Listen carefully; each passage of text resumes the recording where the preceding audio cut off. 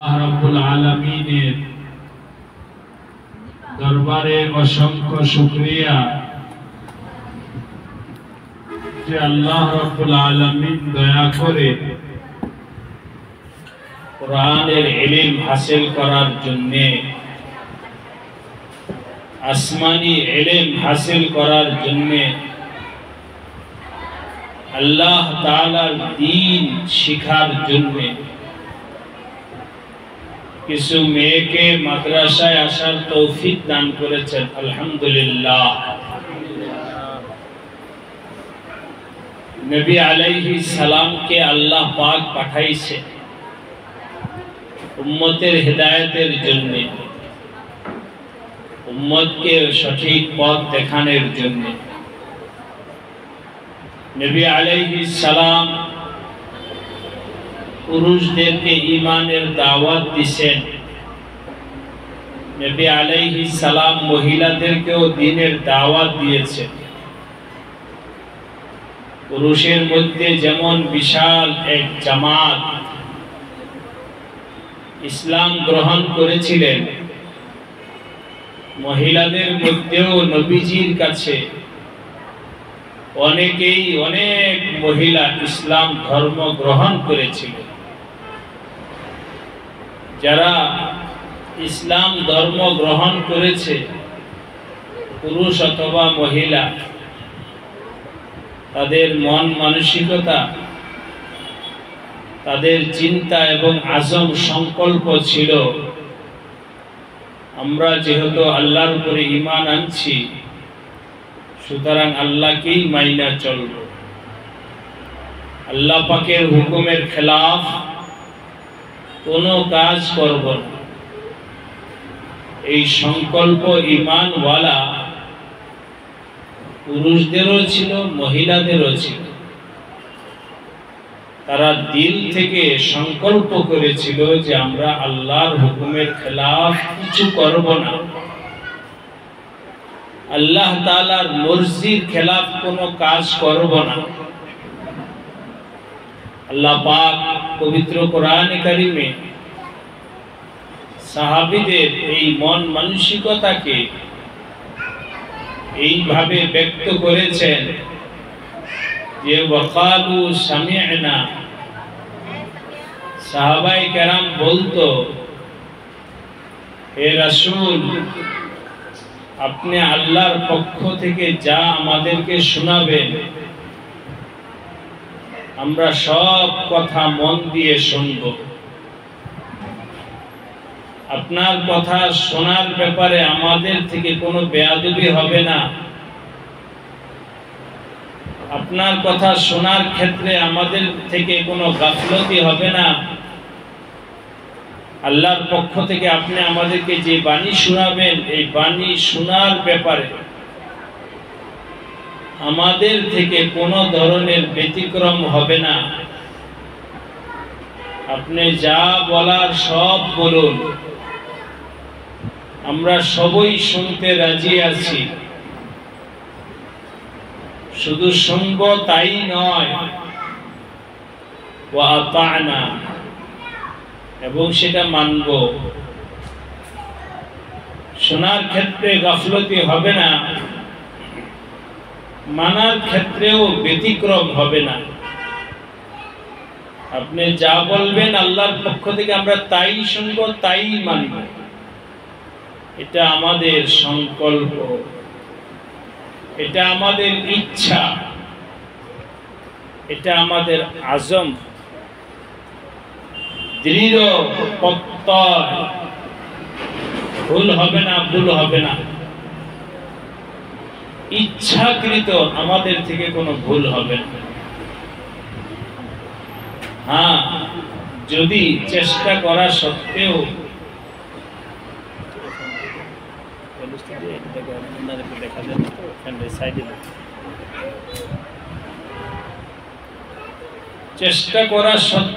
যদি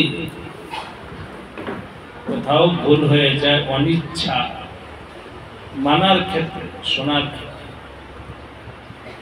গফরানাকা রাব্বানা, হে আমাদের রব, আপনার কাছে মাফ চাই। আমাদের অনিচ্ছায় যদি কোনো ভুল হয়, আপনার কাছে মাফ চাই, আপনি আমাদেরকে মাফ করে দিন। ইলাইকাল মাসির, আপনার কাছেই তো আমরা ফিরে যাব, অন্য জায়গায় তো পলাইতে পারবো না। অতএব আপনি আমাদেরকে মাফ করে দেন।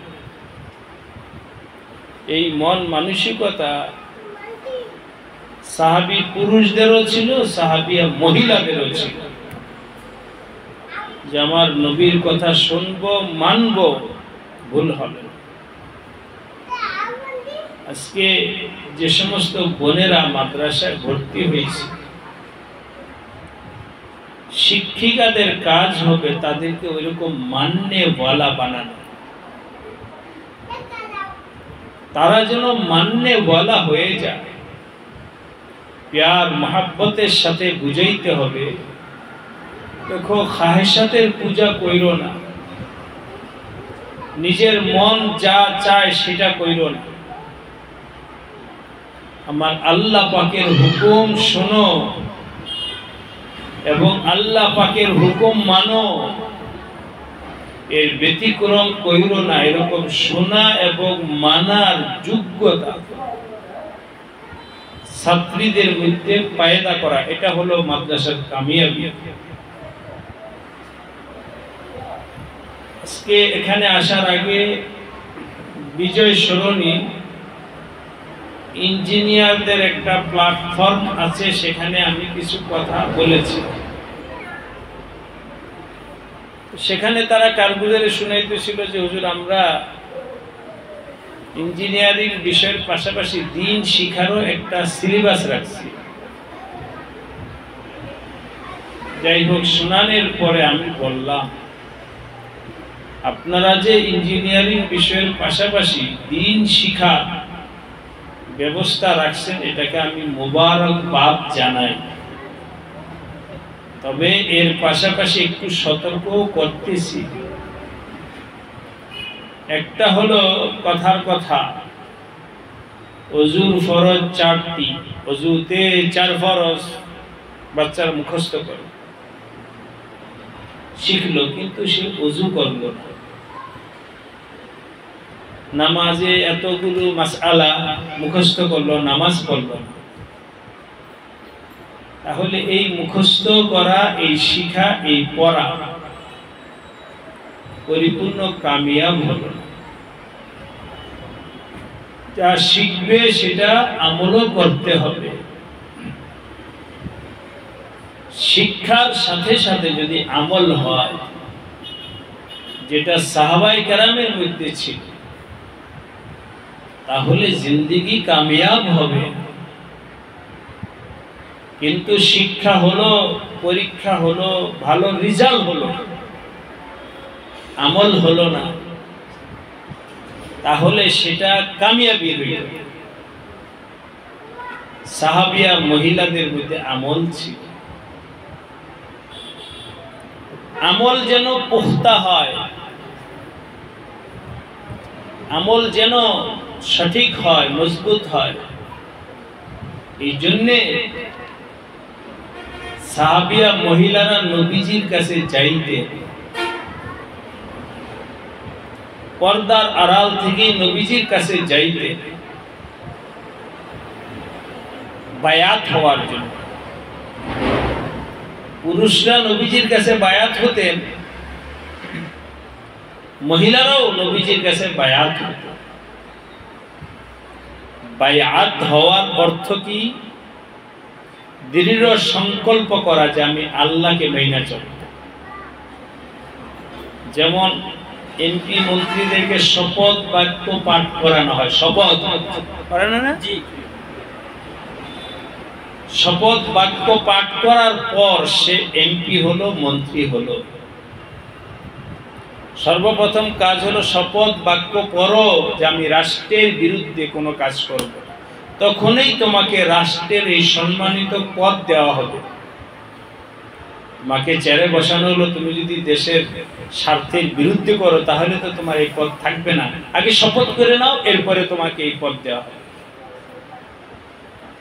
যেমন এমপি মন্ত্রী বিচারপতিকে নিয়োগ দেওয়ার সময় শপথ বাক্য পাঠ করানো হয়, ইমানদার পুরুষ মহিলাকে এরকম শপথ বাক্য পাঠ করানোই হলো বায়াত। নবীজির কাছে পুরুষরা আসতো বায়াত হওয়ার জন্য। নবীজি পুরুষদেরকে বায়াত নিতেন, বায়াতের পর নবীজির সাথে তারা মুসাফা করত। পুরুষরা মুসাফা করে যাইতো, দোয়া নিয়ে যাইত, ইয়া রাসূলুল্লাহ আপনার সাথে যেই অঙ্গীকার করলাম এগুলো যেন পুরা করতে পারে, আপনি দোয়া করে দেন। নবীজি সাহাবী পুরুষদেরকে দোয়া করে দিতেন, আর আজীবন তারা ওই শপথের উপরে কায়েম থাকার জন্য প্রাণপণ চেষ্টা করত। এখন পুরুষদের ঈমান দৃঢ় করার জন্য নবীজি বায়াত নিতেন। মহিলারা এটা জানতে পারে, তাদের ভিতরে সে আগ্রহ পয়দা হয়েছে, আমরাও নবীজির কাছে বায়াত হই, আমরাও নবীজির সাথে দৃঢ় সংকল্পবদ্ধ হই, আমরাও যেন পাক্কা দ্বীনের উপরে চলতে পারি। আল্লাহু আ'লাম। মহিলাদের মধ্যে আগ্রহ পয়দা হয়েছে। নবী আলাইহিস সালাম এর কাছে আল্লাহ পাক আয়াত নাযিল করে দিয়েছে।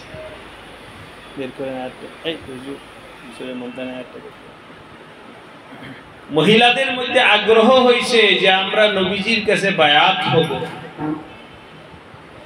আল্লাহ পাক আয়াত নাযিল করছেন, সূরাতুল মুমতাহিনায় আছে, ইয়া আইয়ুহান নাবিয়্যু ইযা জাআকাল মুমিনাত, হে নবী আপনার কাছে যখন মুমিন ঈমানওয়ালা মহিলারা আসবে, ইয়া আইয়ুহান নাবিয়্যু ইযা জাআকাল মুমিনাতু ইউবাইয়ুনাকা, মুমিন মহিলারা যখন আপনার কাছে বায়াত নেওয়ার জন্য আসবে, কোন কোন বিষয় এটা আমি একটু পরে বলতেছি। ফাবাইউহুন্না, আপনি তাদেরকে বায়াত নিয়ে, মহিলাদেরকে বায়াত নেবেন, তারা আশা করে আসছে, তাদের থেকে আপনি বায়াত নেবেন। কোন কথার উপরে? এই মহিলারা সংকল্প করো, লা ইউশরিকনা বিল্লাহি শাইআ, অঙ্গীকার করো আমি আল্লাহর সাথে কাউকে অংশীদার করব না। ওয়াহদাহু লা শারীকা লাহ, আমার আল্লাহ তো একক, সব ক্ষেত্রে আল্লাহ পাক একক। ইয়ানাত, সুস্থতার ক্ষেত্রে, সহযোগিতার ক্ষেত্রে আল্লাহ একক, ইবাদতের ক্ষেত্রেও আল্লাহ একক। সুতরাং ইবাদত একমাত্র আল্লাহর ইবাদত করো, অন্য কারো ইবাদত কইরো না।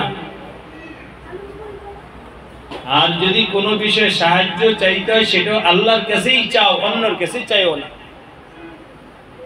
ইয়্যাকা না'বুদু ওয়া ইয়্যাকা নাস্তাঈন, হে আল্লাহ একমাত্র আপনারই ইবাদত করি, আপনি ছাড়া আর কারো ইবাদত আমরা করি না।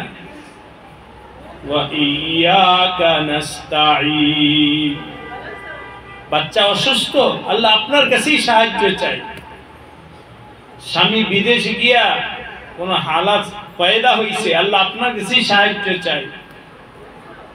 আমার ছেলে মিথ্যা মামলায় জড়ায় গেছে, আল্লাহর কাছেই সাহায্য চাই। আমার স্বামীর ব্যবসায় লস পড়ছে, আল্লাহর কাছেই সাহায্য চাও। কোন পীর ফকির দরগা মাজার কেউ কিছু করতে পারে না। লা ইয়ানফাউ আল্লাহুম্মা লা মানিআ লিমা আ'তাইতা ওয়া লা মু'তিয়া লিমা মানা'তা ওয়া লা ইয়ানফাউ যাল জাদ্দি মিনকাল জাদ, হে আল্লাহ লা মানিআ লিমা আ'তাইতা, তুমি আমাকে যা দান করবে এটাকে কেউ রোকতে পারবে না। আল্লাহ যদি আপনাকে সম্মান দিতে চায়, কেউ বিরোধিতা করে অসম্মান করতে পারবে না। ওয়ালা মুতিয়া লিমা মানাতা, আর আপনি যদি দিতে না চান কেউ দিতে পারবে না। ওয়ালা ইয়ানফাউ যাল জাদ মিনকাল জাদ, কারো চেষ্টায় কোনো লাভ হবে না। সুতরাং হে মহিলারা, কোন ব্যাপারে আল্লাহ পাকের সাথে কোনো কিছুকে শরীক করবা না। লা ইউশরিকনা বিল্লাহি শাইআ, মা বোনদের থেকে অনেক শিরকি কথা হয়ে যায়। আল্লাহ পারতো না এটা করতে, আল্লাহ কেন করে নাই? নাউজুবিল্লাহ, আল্লাহ তোমার ভালোর জন্যই করে নাই। আল্লাহ এটা কেন দিল না? এটা তোমার ভালোর জন্যই দেয় নাই। যাই হোক, আমি বিস্তারিত কথা বলতে যাব না। ভেতর থেকে মা বলতে যেন কোনো আওয়াজ না আসে। ও খেয়াল করে কথা শোনো। নবীজির কাছে, নবীজিকে আল্লাহ বলে দিতেছেন তাদেরকে বলেন তারা যেন শিরিক না করে। একটা হইল বিষয়। 2 নাম্বার, ওয়ালা ইয়াসরিকনা, মহিলারা যেন চুরি না করে, চুরি না করে। স্বামীর টাকা পয়সা মহিলাদের কাছেই রাখবে। স্বামী সবসময় কি টাকা নিয়ে রাস্তায় যায়, হাটে ঘাটে বাসায় যায়? তো টাকা তো ঘরেই রাখবে, তো মহিলাদের কাছে রাখবে। মহিলা স্বামীকে না জানায় এধার উধার টাকা পয়সা সেট করে ফেলে। ওয়ালা ইয়াসরিকনা, তাদের থেকে অঙ্গীকার নাও তারা যেন চুরি না করে। মহিলারা যেন চুরি না করে। মহিলারা কোথায় চুরি করবে? এটাই করবে যে স্বামীর দেওয়া আমানতকে নষ্ট করবে। সামনে আসতেছে, আমি বলবো, এখানেই বলে ফেলবে। আয়াত নাজিল হওয়ার পর নবী আলাইহিস সালাম পর্দার মাঝখানে বসে মহিলাদের সাথে অঙ্গীকার নিয়েছেন। হাদিসে আসছে, তাফসীর ইবনে কাসিরে গতকাল পড়লাম। নবী আলাইহিস সালাম বললেন, এই কথারও অঙ্গীকার করো, স্বামী তোমার কাছে টাকা রাখছে আমানত। আল ইয়াজু বিল্লাহ, আল্লাহু আকবার। নবীজি কত জামিউল কালিম ছিলেন।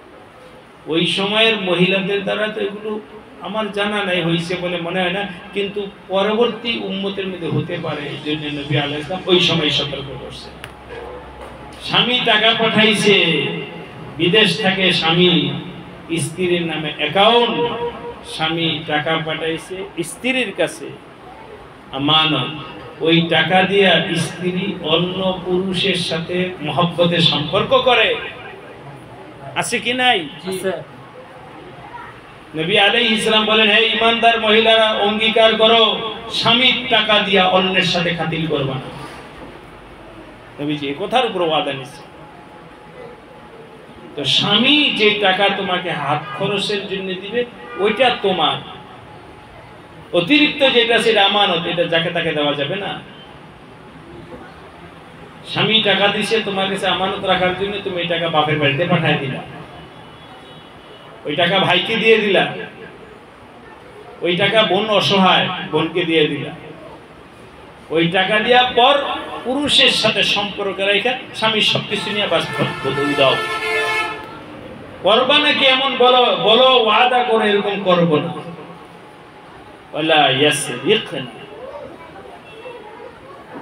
ওয়ালা ইয়াজনিন, এবং অঙ্গীকার করো মহিলারা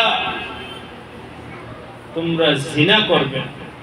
ব্যভিচারের সূত্রপাত যেন তোমাদের থেকে না হয়। এখানে কি করানো হয়? নাহমির পর্যন্ত। ইনশাআল্লাহ বড় হলে কোরআনের তাফসীর পড়বে। যারা মুআল্লিমা আছে তারা তো বুঝবে, এই জন্য বলতেছি না, ছোট বাচ্চারা বুঝবে না। কোরআনে কারিমে আসছে, আস-সারিকু ওয়াস-সারিকাতু ফাকতাউ আইদিয়াহুমা।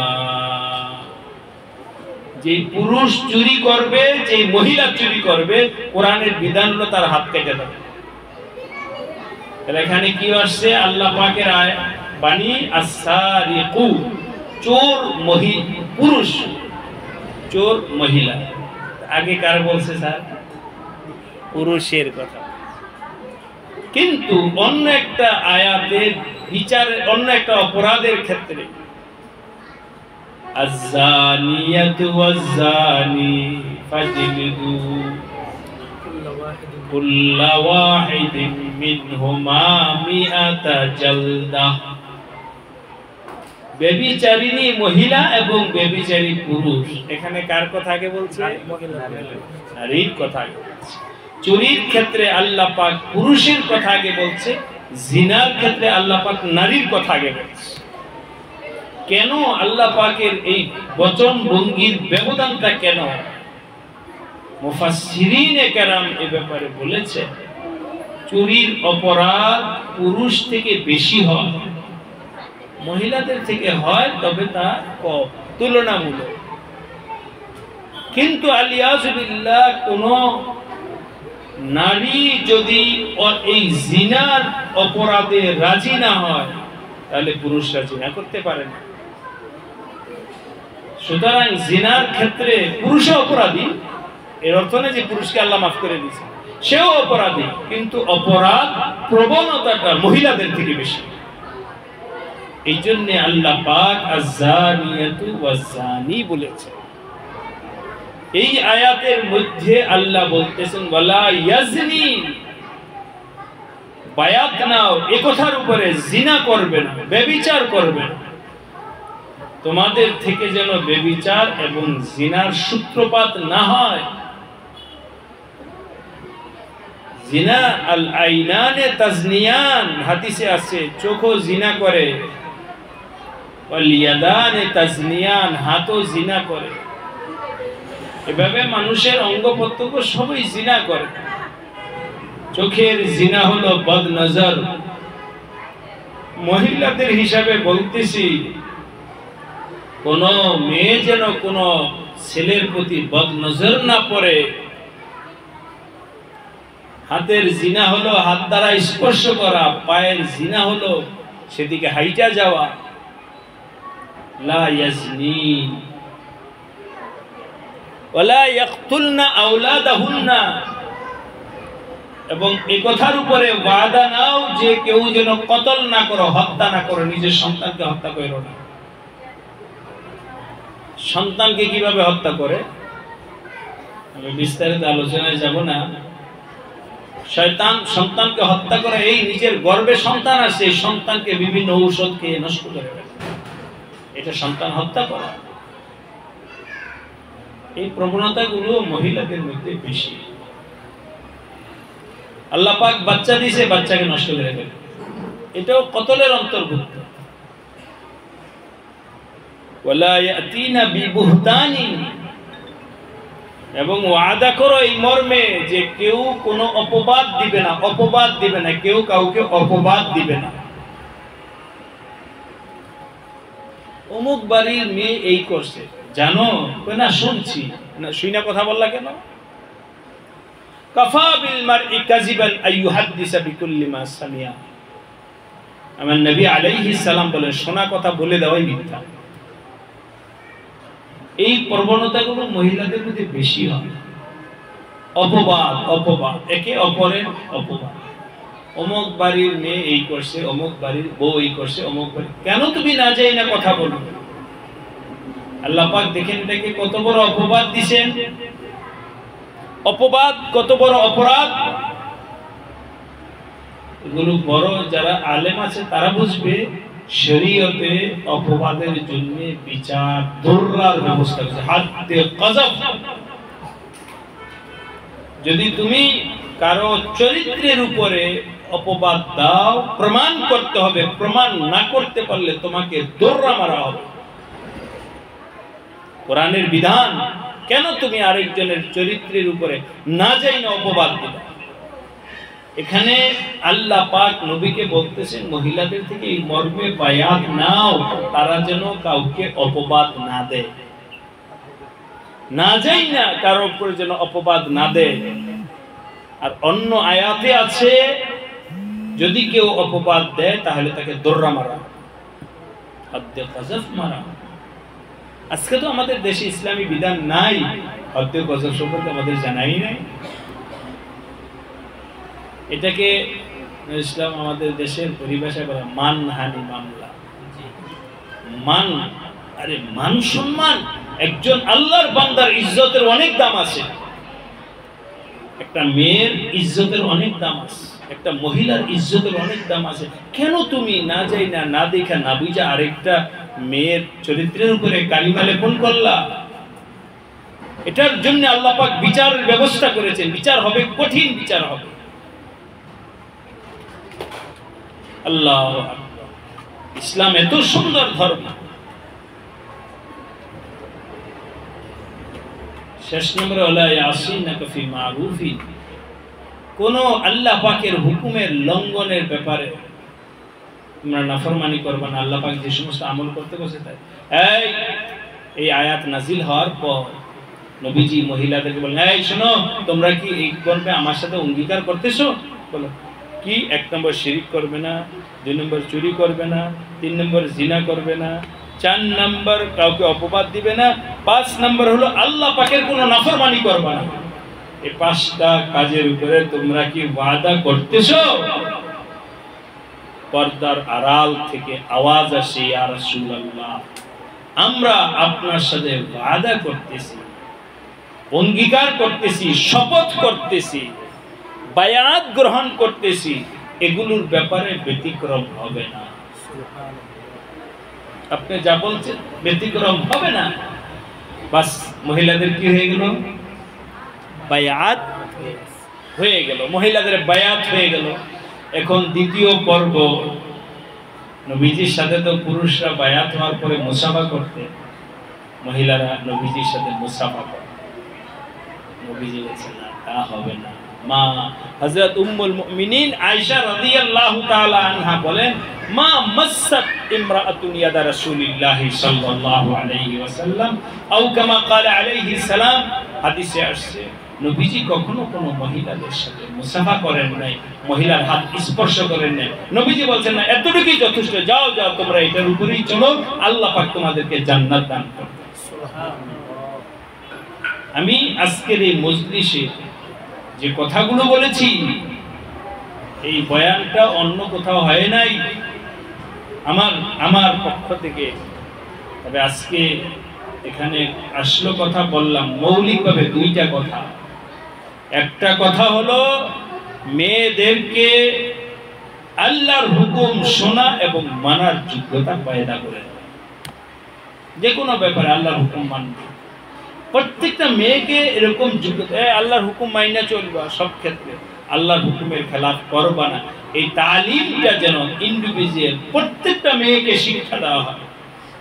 কোন ব্যাপারে তোমরা আল্লাহর হুকুম লঙ্ঘন করবা না, সব ব্যাপারে আল্লাহকে মাইনা চলবা, এই একটা কাজ। দ্বিতীয় নাম্বার কাজ হলো এই আয়াত যেটা আমি পড়লাম, সূরাতুল মুমতাহিনার 12 নম্বর আয়াত, প্রয়োজন হলে এই আয়াতের বাংলা অনুবাদ এবং মারিফুল কোরআনের তাফসীর আছে, সৌদি আরব থেকে আসছে না বাংলা, ওখান থেকে বের করে মেয়েদেরকে নিয়ে তালিম। এই আয়াতের তালিম কয়টা বিষয় আছে আয়াতে? 5টা। আয়াতে 5টা বিষয় আছে, একদিন একটা বিষয়ের উপরে তালিম হলো মেয়েরা ভরপুর সুন্দরভাবে শুনতো, এটা মুযাকারা হবে, আলোচনা হবে, আবার দরকার বলে কালকে এটা নিয়ে আলোচনা করব। আরো সহজ করে বলি, একটা বিষয়ের উপরে 1 সপ্তাহ তালিম, বলতে বলতে বলতে বলতে শুনতে শুনতে, যাতে করে শিরকের ব্যাপারে সবাই, প্রত্যেকটা মেয়ে মজবুত হয়ে যায়, সতর্ক হয়ে যায় যে শিরকি কোনো কাজ করে। এটা হলো একটা বিষয়ে 1 সপ্তাহ তালিম। দ্বিতীয় সপ্তাহে নিয়ে আসে ওয়ালা ইয়াসরিকনা, চুরির ব্যাপারে 1 সপ্তাহ। একটা কথাই বারবার বলে, দাওয়াত ও তাবলীগে 6 নম্বর শেখায়। কয় নম্বর? 6 নম্বর। কি পাল্টায় নাকি যে আজকে 6 কালকে 7? না না, ওইটাই রোজানা এইটার উপরই কথা হবে। যাতে করে এটা দিলে রগে রেশায় ঢুকা যায়, এই সিফাতগুলো যেন নিজের জীবনে চলে আসে। এই জন্য 6টা কথা বারবার রটতে রাখো, বলতে থাকো। আমি বললাম তুমি শোনো, তুমি বলো, হার ভাই বলতে হবে, মুখস্থ করতে হবে, শোনাইতে হবে, শুনতে হবে। এমনকি প্রতি বছর 3 চিল্লা দিছে, প্রতি বছর আবার নেশাবের 1 চিল্লা দেয়।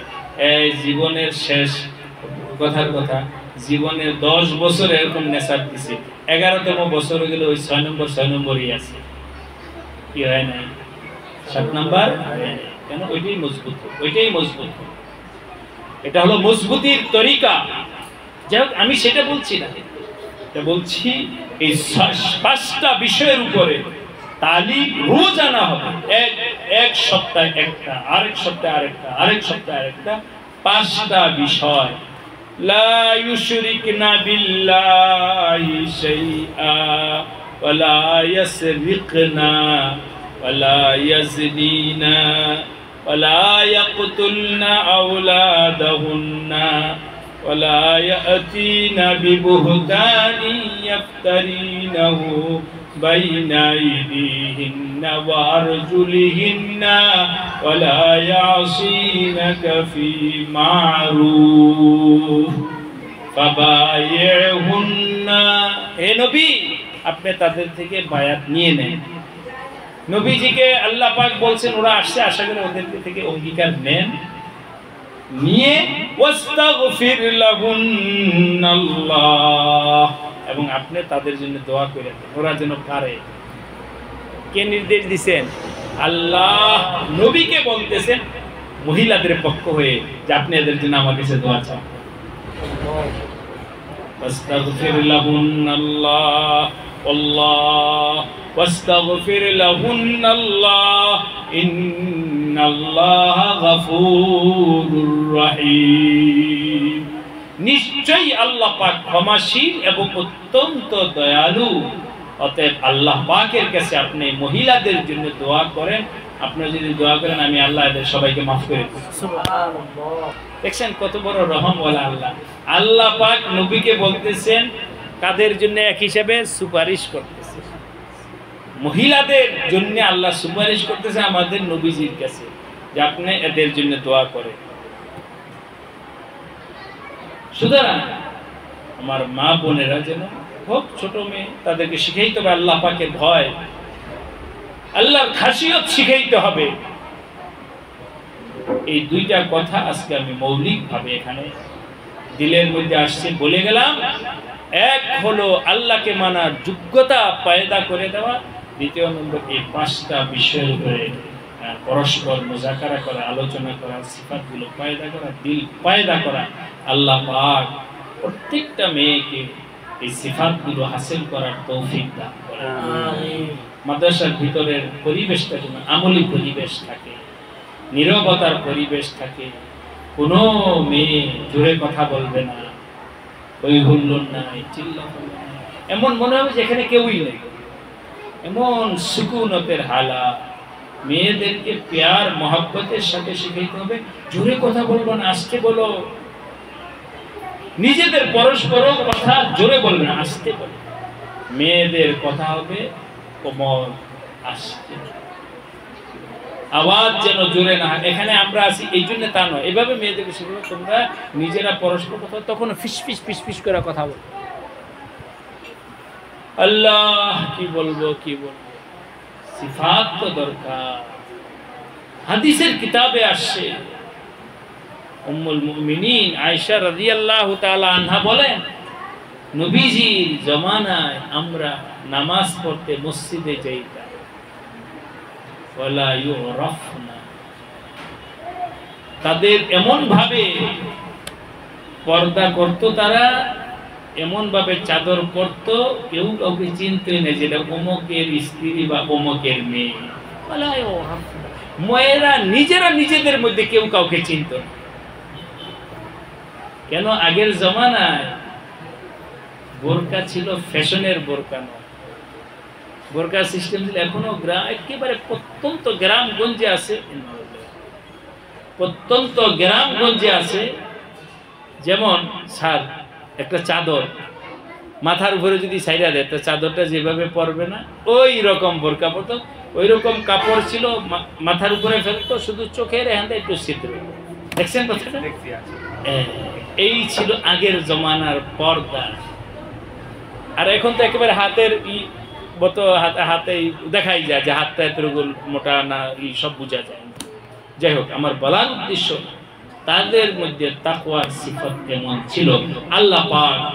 আমি আর কথা বাড়াইতেছি না, শেষ কথা হলো আওয়াজ যেন না হয় কখনোই। মেয়েদেরকে সেখানে আস্তে কথা বলো, আস্তে কথা বলো, ফিসফিস করে কথা বলো, নিজেদের পরস্পর কথাটাও জোরে হবে না। একজন পুরুষ এখান থেকে ডাক দেয় এই উমক, এটা হলো পুরুষের আওয়াজ, মহিলারা তা করবে না কখনো। মহিলার প্রয়োজন হলে এক কোণা থেকে আরেক কোণা আপনাদের কাছে গিয়ে আস্তে কথা বলা, আস্তে কথা বলা, এটা হলো মহিলাদের অন্যতম শিয়ার সিফাত। মহিলা কখনো জোরে কথা বলে। আল্লাহ পাক এই মাদ্রাসা মেয়েদেরকে মহিলাদেরকে গুণওয়ালা হওয়ার তৌফিক দান করেন। আমিন। দোয়া করি আল্লাহ পরিবেশকে সুন্দর বানান, তাকওয়ার বানান, আমলের বানান, নেকের পরিবেশ আল্লাহ পাক বানায় দেন। বায়াত হবে কি? হ্যাঁ, যে পর্দা রুমাল সাথে মিলে